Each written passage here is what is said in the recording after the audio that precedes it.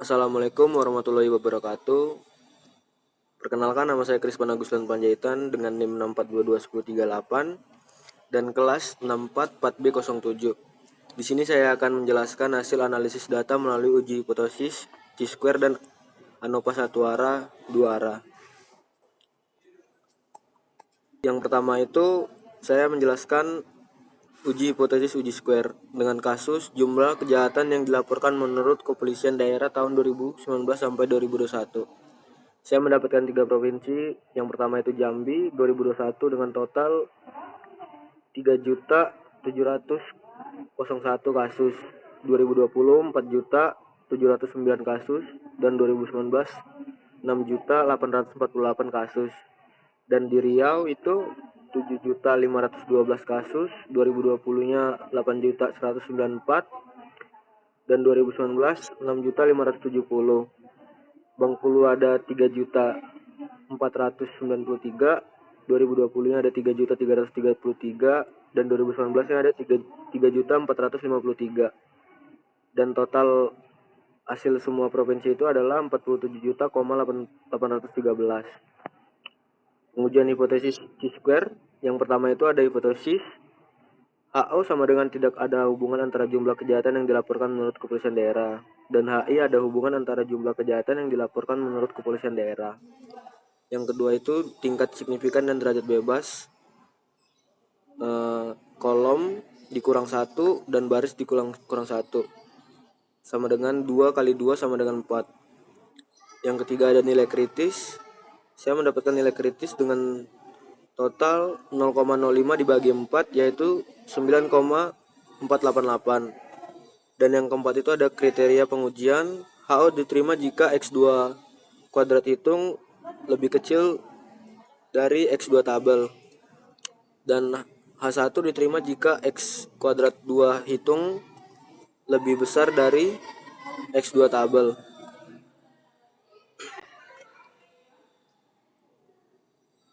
Selanjutnya dari uji hasil yang saya dapat, keputusan HO diterima karena jika X2 kuadrat hitung lebih kecil dari X2 kuadrat tabel, yaitu sama dengan 1,027 lebih kecil dari 9,488. Jadi kesimpulannya tidak ada hubungan antara jumlah kejahatan yang dilaporkan menurut kepolisian daerah di 3 provinsi tersebut. Selanjutnya ada uji hipotesis ANOVA. Saya menguji kasus yaitu dengan presentasi penyelesaian tindak pidana tahun 2021 sampai 2019 menggunakan ANOVA satu arah. Di sini ada provinsi Sumatera Barat di 2021 dengan 100,00 dan 2020 ada 83,93, 2019 ada 54,19, dan di Provinsi Bali itu ada 2021-nya 84,61, 2020-nya 90,26, dan 2019-nya 83,26. Di Kalimantan Barat ada 2021 di 91,45, 2020-nya 100,00, 2019-nya 89,30. Dari total keseluruhan itu saya mendapatkan hasil 1,554,16. Dan uji hipotesisnya yang pertama itu HO sama dengan rata-rata presentasi penyelesaian tindak pidana sama. H1 sama dengan rata-rata presentasi penyelesaian tindak pidana tidak sama. Taraf nyatanya sama dengan 0,05. Derajat bebasnya yaitu F1-nya saya mendapatkan 2, F2-nya saya mendapatkan 6. Daerah kritisnya F tabel sama dengan 0,05 dibagi 2 dibagi 6 sama dengan 5,14. Yang kelima itu kriteria pengujian. HO diterima jika F hitung lebih kecil dari F tabel, dan H1 diterima jika F hitung lebih besar dari F tabel. Nilai hitungnya JKT dikurang hasil JKT sama dengan 100 dari hasil tabel ini dikurang dengan keseluruhan hasil tabel tersebut. Dan saya mendapatkan hasilnya 1,475,08. Lalu di JKK-nya 276,14 kuadrat bagi 3 dan seterusnya. JKK ditambah dan dikurang hasil dari hasil JKT. Dan saya mendapatkan totalnya itu 66,140,53.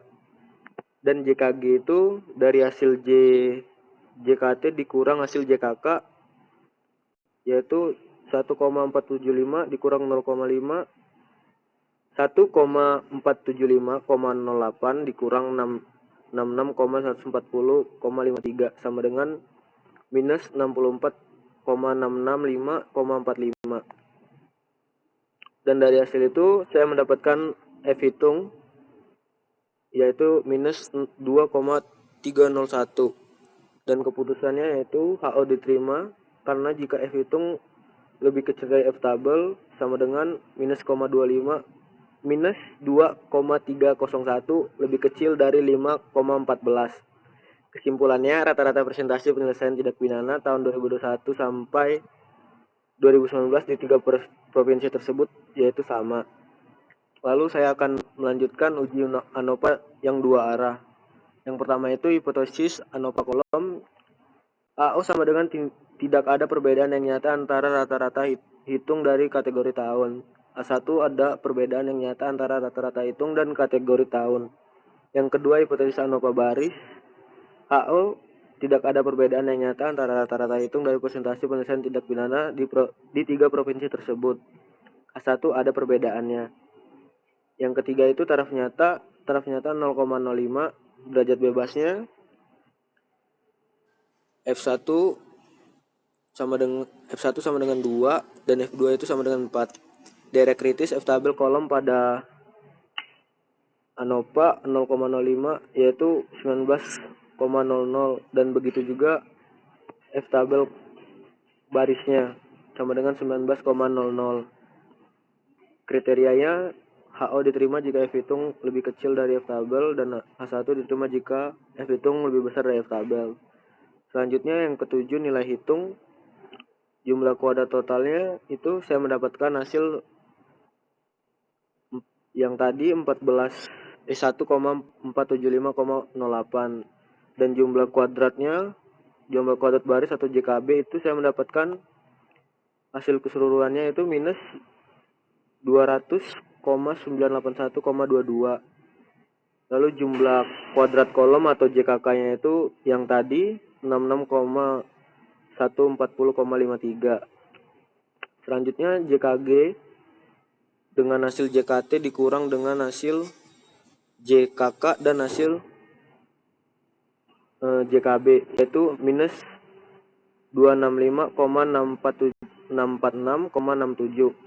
Lalu kata B-nya saya mendapatkan minus 100,190,61 dan KTK-nya saya mendapatkan 33,070,26 dan kata G saya mendapatkan minus 66,411,66 dan F hitung barisnya saya mendapatkan minus 100,490,61 dibagi minus 66,411,66 sama dengan hasil 1,513,14.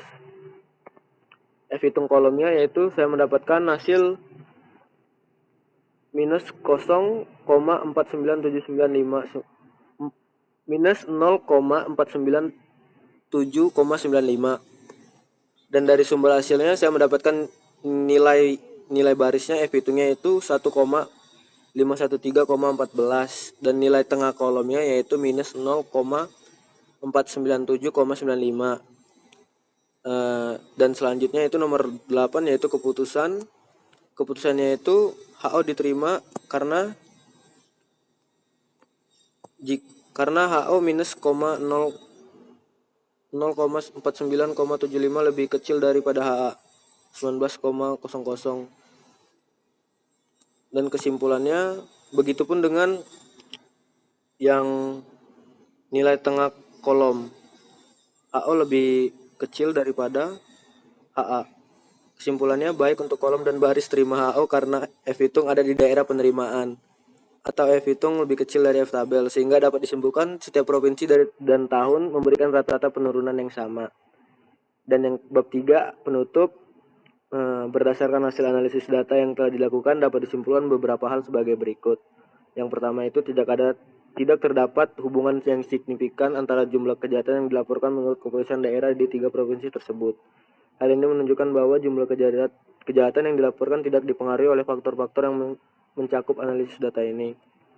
Yang kedua, kesimpulannya rata-rata presentasi penyelesaian tindak pidana antara tahun 2021 hingga 2019 di 3 provinsi tersebut tidak mengalami perubahan yang signifikan. Artinya, secara statistik tidak ada perbedaan yang berarti dalam presentasi penyelesaian tindak pidana antara tahun sampai tahun tersebut di ketiga provinsi tersebut.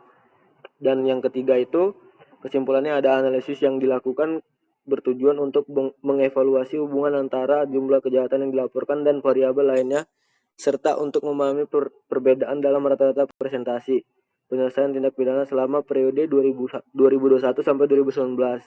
Dengan tujuan memberikan pemahaman yang lebih baik dan data yang relevan untuk kepentingan analisis keamanan dan penegakan hukum. Itulah hasil analisis data melalui uji square dan ANOVA satu arah dan dua arah. Kurang lebihnya saya mohon maaf dan terima kasih. Wassalamualaikum warahmatullahi wabarakatuh.